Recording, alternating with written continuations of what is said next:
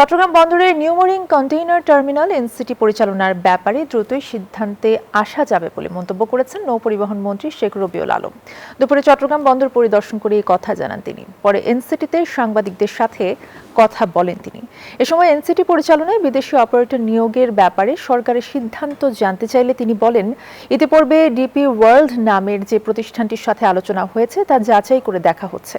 NCT পরিচালনার বিষয়টি দেশের স্বার্থে সর্বোচ্চ রক্ষা করেই সম্পাদন করা হবে। বর্তমান প্রস্তাব সন্তোষজনক না হলে এনসিটি পরিচালনার জন্য সরকার উন্মুক্ত টেন্ডারে যাবে বলেও জানান তিনি। এগুলি ভিজিট আমি মনে করছি একটা সফল ভিজিট হয়েছে।